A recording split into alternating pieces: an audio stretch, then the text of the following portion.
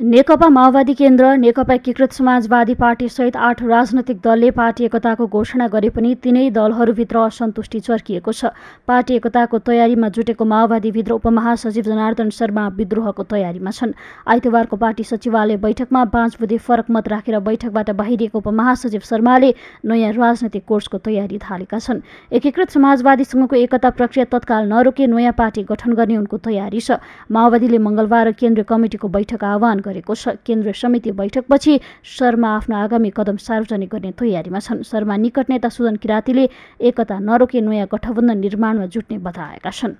वैचारिक विचलन र विघटनतिर जाने एकता हामीले गर्नुहुन्न र हामीले आम रूपमा समग्र कम्युनिस्ट आन्दोलनलाई, समाजवादी आन्दोलनलाई एकीकृत गर्ने गरी आम अभियान चलाउँदाखेरि 2-4-6 महिनाभित्र हामी एउटा नयाँ ठाउँमा पुग्न सक्छौँ। यो एकदमै सम्भावना छ। यति बेला नेतृत्व हस्तान्तरणको मुख्य कुरा हो। नेतृत्व हस्तान्तरणतिर जाने, एउटा विधिसम्मत ढङ्गले जाने, महाधिवेशन मार्फत जाने भन्ने कुरालाई हैन पुरै अस्वीकार गर्दै जसरी यहाँ गरिँदैछ, फेरि पनि मनोनित गरेर आफ्नो वरिपरिको आफ्नो सुरक्षा घेरा बनाउने जो प्रयत्न भइरहेको छ, यो कुराले यो आन्दोलनलाई, यो पार्टीलाई अगाडि बढाउन सक्दैन, बढ्दैन। केन्द्रीय कमिटिको बैठकसम्म आउँदा हुने निर्णयहरू मैले हेर्नुपर्छ, पर्खिनुपर्छ। अर्को कदमको कुरा हुँदैन। माओवादी पार्टीलाई सुदृढ व्यवस्थित गरेर जानुपर्छ भन्ने सिङ्गो पार्टीलाई अगाडि लैजानुपर्छ, एकताबद्ध गर्नुपर्छ। आन्तरिक एकता, हामी भित्रको एकता हैन, आफैभित्र यहाँ भएका आफ्ना नेता कार्यकर्तालाई पाखा लगाउने, पार्टी फुट जाभाग बाहिरबाट निस्कियो भन्ने अनि बाहिरबाट ल्याएर यो पार्टी भन्छ, कसले पत्याउने हो?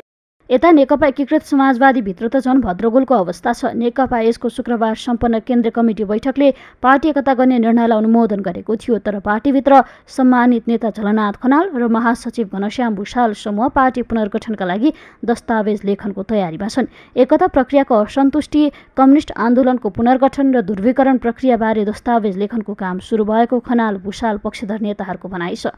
यद्यपि खनाल समूहभित्रै पनि फुटको अवस्था छ। निवर्तमान सांसद किसान श्रेष्ठ एमालेमा फर्किने तयारीमा छन्। माओवादीसँग एकता भए उनी सहित रामकुमारी झाँक्री, वंशीधर मिश्र, होम बुढाथोकी, अमर बहादुर थापा लगायतका नेता एमालेमै फर्किने बारे छुट्टै छलफल गरिरहेका छन्। भुषालले आइतबार बोलाएको छलफलमा पनि उनीहरू सहभागी भएनन्। सम्मानित नेता खनाल पनि सहमति जुटे एमालेमै फर्किने तयारीमा छन्।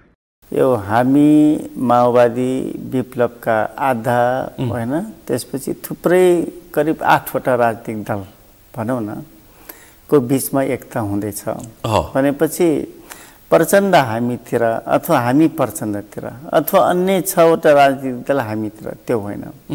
हामी मिलेर एउटा शक्तिशाली कम्युनिस्ट पार्टी बनाऊ भन्ने सिद्धान्त न हो।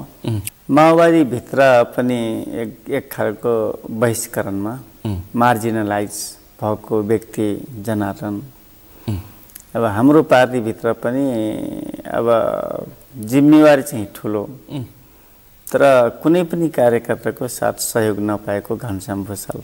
यता समाजवादी मोर्चाभित्रै रहेको नेत्र विक्रम चन्द विप्लव पनि एकताको पक्षमा छैनन्। विप्लवले आसन्न चुनावमा भाग लिने भन्दै निर्वाचन आयोगमा छुट्टै कम्युनिस्ट पार्टी नेपाल नामक दल दर्ता गराएका छन्।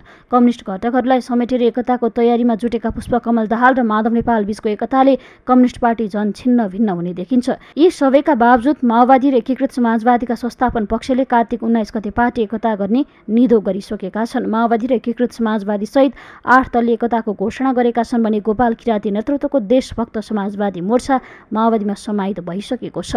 पार्टीको चुनाव चिन्ह 5 कुने रातो तारा तय भएको छ। पार्टीमा पुष्पकमल दाहाल संयोजक र माधवकुमार नेपाल उपसंयोजक रहनेछन्। पार्टीको मार्गदर्शक सिद्धान्तदेखि केन्द्रीय समितिभित्रको संरचनासम्मको टुङ्गो लागिसकेको छ। यद्यपि पार्टीको नाम के राख्ने भन्ने बारे भने अझै टुङ्गो लागिसकेको छैन। पार्टीको नामबाट माओवादी शब्द हटाएर नेकपा समाजवादी पार्टी राख्नेबारे दलहरूबीच छलफल जारी छ। टुङ्गोमा पुगिसकेको भने छैन। पार्टीको नाम टुङ्गो लागेपछि बुधबार एकता प्रक्रिया लगत्तै दल दर्ताका लागि निर्वाचन आयोगमा जाने उनीहरूको तयारी छ। दलहरूबीचको यो एकता मुख्यतः आसन्न 21 फागुनको प्रतिनिधि सभा निर्वाचन केन्द्रित रहेको छ। पार्टी एकता भएको 6 महिनापछि एकताको महाधिवेशन गर्ने दलहरूको तयारी देखिन्छ।